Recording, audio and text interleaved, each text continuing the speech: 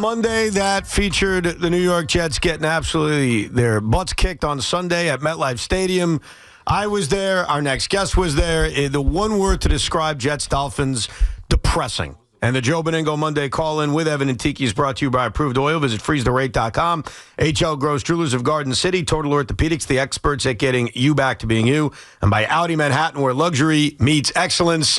What a disaster. Yeah, debacle is clearly it. By the way, let me just say this. So I leave. Tommy and I left at 31-10 after that touchdown win. So I actually stayed for the kickoff because you never know. That's the only play worth seeing with the Jets. That's true. Is the special teams play. So we left right after that, 31-10. You were still there with Spence. Yes. I mean, did you stay right to the very bitter end yesterday or no? At about 2 minutes to go, I begged him because he was the one who wanted to stay. I was like, unbelievable. You're destroying the kid. You really are. Tiki's killing him. I Come know. on. I don't know how. It'd be like, well, wait, hold on. We have an emergency at home. Mommy says we got to leave right now. I basically, right. With 2 minutes to go, I put my foot down. I said, son, we got to go. It's a long walk to the car. They're not coming back. Because to him, he sees there's time left. He's like, well, the game isn't over. I'm like, trust me, it's over. And you and I both knew, I think everyone in that building knew, that game was over after the freaking opening drive. God, it was 21-0 with 6 minutes to go in the first quarter. I mean, it was unbelievable. And then once Tyrod went out of the game, but, look, I got to say, I like Tyrod a lot. I do. But he just can't. He's always, he didn't even get hit and he was out of the game. Yeah. That's the thing. I don't think any of us saw him suffer the actual groin injury. I don't know what happened. But anyway, a groin is something that just can pop up just because you get – you get tackled the wrong way. You can stretch your groin a little bit. Move the wrong way. Right. But ultimately, it put Brady Cook in the game, and at that point, you knew it was over. Right. I will say this, though. They had some opportunities to make plays. Mechie's got a walk-in touchdown that he doesn't catch when it was, 24-7. How about that guy? Never heard of the guy. 53, the defense, Walker, right? There's that pass. Michael Walker, yeah. Tua throws it. It's an interception. Unbelievable walk-in touchdown interception. This guy doesn't catch the ball, And even before halftime, they're going to get a field goal at least after they get set up with that pass interference, and he throws a pick. The guy's covered. I mean, where you throwing the ball? Mechie didn't run the route, so it was just it was ugly.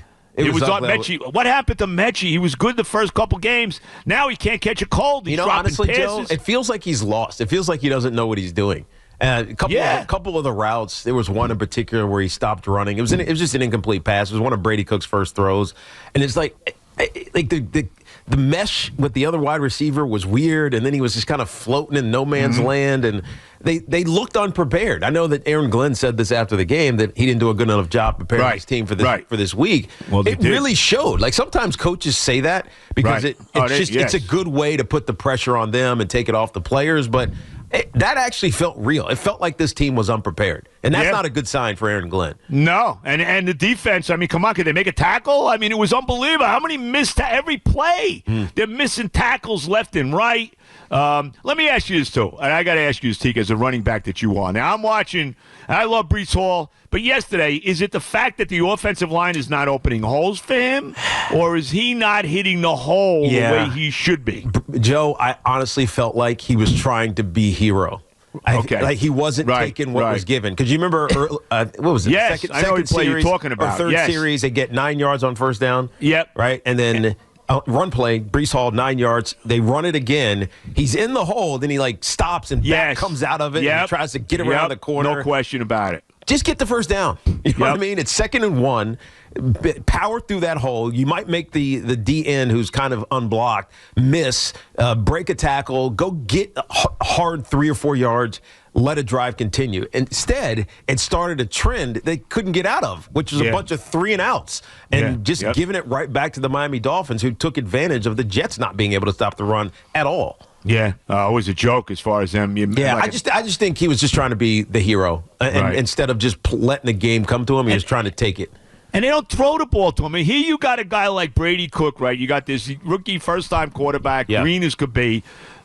Throw some easy passes to Breece out of the backfield. Yeah. Where are they? I think both coordinators had a tough day. I think Tanner Intran, especially early in this game, it was rough. It was 2-man routes when both of them on the same side of the field. It was just weird. And then defensively, Steve Wilkes looked like he had no idea how to slow down. I mean, he might be. When you start talking about, we're going to evaluate everything as opposed to he has my full support, the writing's on the wall. Yeah. And I got to tell you, Ev, I'd play Cook now. I mean, why not? Let him play. Doesn't matter now. I mean, are they going to win another game? Are they going to beat the Saints? I don't even know that. I mean, you look at everybody else. They got the Jaguars, the Patriots, Buffalo. Come on. You might as well play this kid. I would play Brady Cook for like 3 reasons. Number one, I don't think this game was like a fair look at him. No, I agree with that. That wasn't fair. He gets elevated to backup quarterback on Friday. They're down 21-0 before he gets the ball. Let's not forget that. Ideally, if he's in this game, you're going to want to run the ball with him. You're going to have more concerted play calling. So I think he needs a full week with the first team reps to say, okay, let's evaluate him. And then number 2, Tyrod Taylor's a walking injury. Always. And I don't think I need to see Justin Fields again. We've already seen him twice. No. There was a report that he didn't want to be a part of any kind of gadget plays. Yep. So it's like, you know what? Screw it. Let's just see what this kid's got over the last 4 weeks. I don't think he's going to change our opinion at quarterback. No. But maybe he can at least impress over the next few weeks. Yeah. No, I think that's the way to go. I think I'd play Cook now. And I'm just, you know what? Not that I'm down that much on it because to me, it's all about what you're going to do in the draft. You set up, you got to make it happen. If you think Mendoza's the guy, you got to go get him. I thought we had a good day with the draft yesterday, even though the Jets are still 7. The New Orleans won, the Titans won, and how about the Colts, bro, who are now in free fall? Yeah. That pick is getting better and better. Jones is out for the year. You see their schedule. I don't know if they're winning another game. I think they're going to lose. I think they're losing out. Right. And that pick could drop to like 14, 15. Kind of in that range. Yep. Do you like Mendoza? Because I actually was very invested in that Big Ten championship game, not because I cared who won, because I wanted to see Mendoza. How much do you believe in him? Would you be willing to go nuts straight up for him and go get him? I mean, I think he's the guy. I want to see more, though. I mean, look, tremendous beat in Ohio State. I mean, Ohio State was killing everybody. I mean, let's be honest. I know they didn't play a great schedule, but, they buried Michigan. They buried everybody. They played in the Big Ten this year. Indiana did, too, but give Indiana credit. I mean, you held that offense. They beat up on Sayin, who never really gets touched. So, but I want to see him now. Now, they're going to play the winner of the Oklahoma-Alabama game. Right. Okay? That's who they're playing in the next whatever bowl it is. I'm interested, especially if it's Oklahoma, who has a terrific defense. Their offense is not very good, but they got one of the best defenses in the country. I would like to see him go up against, a big-time SEC defense now. I need to see that. You know what I mean? I know he beat Oregon in Oregon. Now it's a great win. The comeback against Penn State, what he did the other night. He's had some big numbers, but I got to see him play now as he gets to play the better teams going forward, and we'll see how far he can go and what he looks like. But look, here's the bottom line. No matter what he does, if Darren Muji feels that he's the guy, go get him. I mean, that's it. You got the draft capital, go get him. That's the thing. They got the assets to move up. But one thing, and I think we already knew this, but it was a reminder yesterday, Tyrod Taylor can't be the veteran on the roster because he's just so unreliable. He doesn't stay healthy Isn't Jameis Winston a free agent? Is he not? No, he's got 1 year left. Oh, he does? Okay. I think, is Jacoby Brissett? Jacoby Brissett might be free. Let me tell you, Jacoby, you get me, I'll tell you what. He's the way he's consummate backup, great backup quarterback. Because he can win games for you. No question. And he can still throw the ball. He's playing for the Cardinals now. I know the Cardinals aren't any good, but I mean, he can still chuck it. You watch the, when I watch the red zone. He's got another year too, Joe, unfortunately. Oh, does he? Yeah. He'd be a good guy to get. He'd be a good guy. But you need someone like that. You do. You need a veteran who's smart enough, who can come in and win games if I don't want Mendoza. I don't want this kid starting next year. He's got to watch for. They got to do at least what they did with Dart with the Giants. Yeah, because the Jets never do that. I mean, you think about all the quarterbacks we've drafted over the years; they always play right away, and it would have benefited Zach Wilson to sit. It would have benefited Sam Darnold to sit. It just would have benefited these guys, Geno Smith to sit, and they don't sit. So they got to learn from the franchise's mistakes, and that's why. They got to add a veteran quarterback, and unfortunately, Tyrod Taylor, I like him. He's all right. Yep. He's so unreliable to stay on the field. Yeah, he really is. I mean, I don't know where you go. I mean, I guess Kirk Cousins is available. I don't like him. God, he was bad. Yes, I mean, where do you go for it? Who's the veteran quarterback out there? There aren't any. Russell Wilson? Russell Wilson, if he wants to keep playing. Right. I didn't see him on TV. Kyler Murray is likely to be available, but again, he feels, I wouldn't give up a fifth-round defender. Nah, right. He feels more like someone taking a shot just to see what he has left at 28 years old. I don't mind him competing for the starting job, but not being the veteran who teaches someone. Yeah. Just Who's that, Kyler Murray? Yeah, just competing with the young player for the job. I don't want him with the organization. I don't want him. There's not a lot, Joe. Yeah, no, I know that. Well, I mean, look, we'll see what they can do with that. I don't know. Hey, let's see this kid play. I mean, who knows? Maybe he shows you a little something. And let me see the team at least. Give me something. I mean, are we in a quarterback crisis in the NFL? Now that I'm thinking about this, I'm just trying to think of like the vets that would go and be a decent backup or potentially compete. Yeah. There's not a ton. Mariota? What's his contract in Washington? No, he's a free agent. He's a free agent. Okay, well, you know what? I don't love him, but you know what? That at least. But think about what we're talking about. Marcus Mariota is the top of the heap of the veterans that are available. But he's only a stopgap guy till the young kid is ready to go, though. You know what I mean? Yeah. I just feel like we're in a void right now. Yeah. And some of the young guys are maybe developing, but I think there's some young players. Drake May, Jackson Dart, etc. You can throw out the few that are out there that are going to be good. At least we think they are. But there's not a ton. No. Not a ton of options. I'll tell you this, too. A couple things, too, quickly about the league. First of all, by the way, Tiki, were you very upset that UVA did not beat Duke? Terrible. Oh, my God, bro. Come on, you're in the tournament? You were going in? I mean, come on. Right. Man. They played flat from the very beginning, and then when they finally started to put it together, they couldn't make stops on defense, and it was just bad. Yeah, it just screws up the college football playoff because now the ACC had to take Miami. Yeah, well, they're the best team. Miami's the best they team. are, but they lost stupid games to SMU and Louisville. Yeah, they had no business not being in the ACC championship, and Notre Dame gets screwed because of it because Notre Dame's not in the conference. By the way, do we need to see James Madison? I mean, come on. I mean, you know what? Seriously, Teague, James Madison, Oregon, that game they're going to win by 50. Oregon in Eugene. We don't need to see that. I mean, I want to see the 12 best teams. By the way, that's Virginia's fault. That's the reason you're seeing that game. So I blame my Cavaliers. But you know what, though? But even Virginia, no offense to your alma mater, they're not one of the 12 best teams in the country. No, but they were going to earn it because they won the ACC championship. Well, I understand that, but I want to see the 12 best teams in the country. They got to get rid of these conference champs. I don't like them. Get them out. I mean, Miami. The bottom line is the last three teams in. Get rid of Madison. Get rid of Tulane, or Notre Dame should have been in, and then either Texas or Vanderbilt should have been the other two teams in. Right. I mean, I think those are the right. BYU then you got the best teams in the country. Right. BYU and Alabama. Let's be honest. Alabama lost 3 games. I know they beat Georgia during the year. I understand that at Georgia. They got killed. Yeah. Georgia killed them. They were never in the game. Simpson he looked terrible. He made some bad throws. He did not look good in this game. Alabama I know he was lost 2 of its last 3 games. They lost to Oklahoma. They lost to Georgia in the ACC. And barely beat Auburn. And barely beat Auburn. And lost to Oklahoma. Right. So they're not one of the best teams, even though they have a good quarterback. No, they shouldn't be in. They should have been out. If you're going to stick the way it is, you're going to see the James Madisons and the Tulanes in there. Then you got to put Notre Dame should have been in over Alabama. Right. I don't think that college football has the Cinderellas like college basketball. And you don't even get Cinderellas in college basketball anymore. That doesn't even happen anymore. Now, remember last year, Boise State went into Penn State last year in the playoffs, and Boise State's a caliber above James Madison. I mean, let's be honest. And they got hammered. Yep. They got killed in a playoff game. I'd say Tulane lost by 5 touchdowns earlier in the year to Ole Miss. They're going to get killed again. Ole Miss has a right in to play Georgia. That's going to be Ole Miss Georgia in the second round, a rematch of the only game Ole Miss lost all year. Of course, they don't have their coach, but that's another story. Right. That's another story. But I would go with Brady Cook the rest of the way. Yep. By the way, I think Buffalo. This is the year for the Bills. The Bills cannot do it this year. I hate Buffalo, but I hate New England more. And I want to see Buffalo go in there this week and beat them. Because if the Bills don't get to the Super Bowl this year, when are they going? The Chiefs look shot. The Ravens look shot.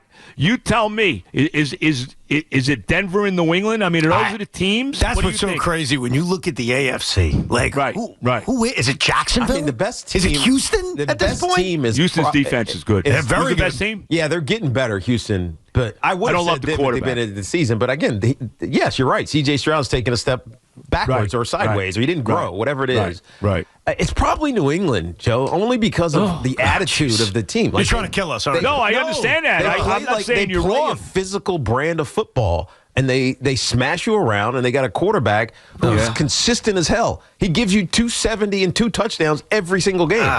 Do you think Buffalo will beat them this week in New England?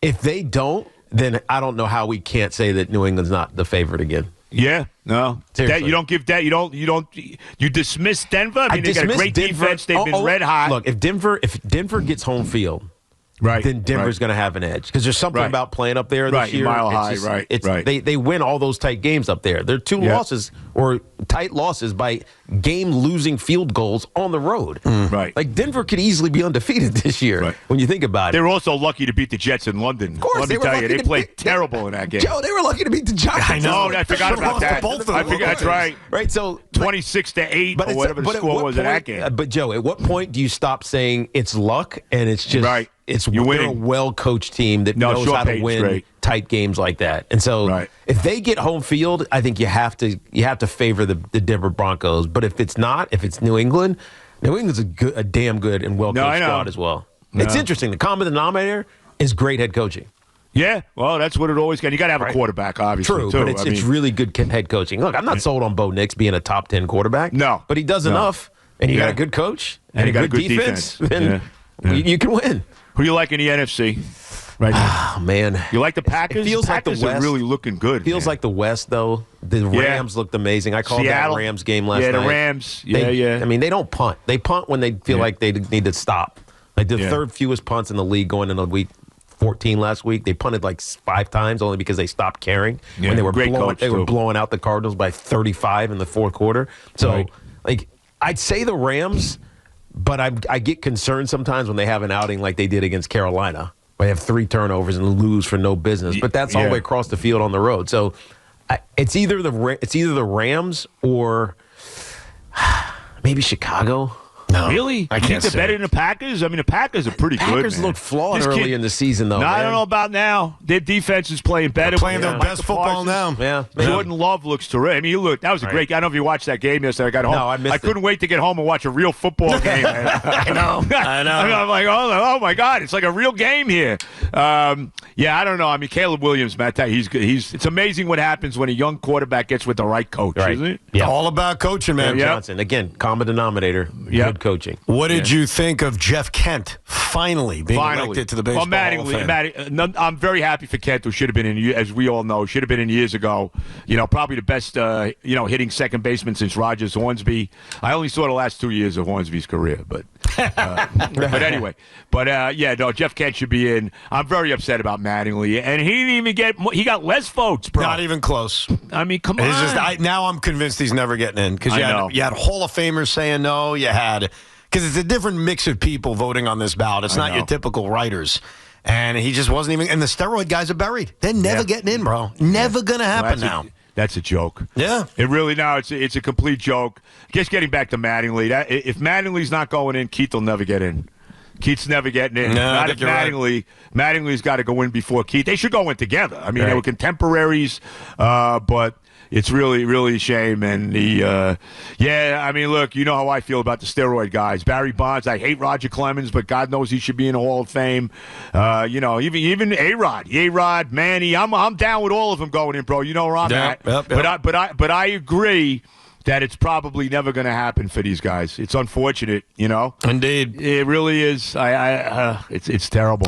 It's terrible. It really is. The Hall of Fame. I can't. Don't get me going on sports writers. I gotcha. You know what I mean, bro? I want to cry. Are we going to sign Pete or what? What's happening? Pete is driving to the winter meetings right now to meet with the Red Sox and the Orioles. So he's not meeting with our team. I don't think he needs to meet with the Mets.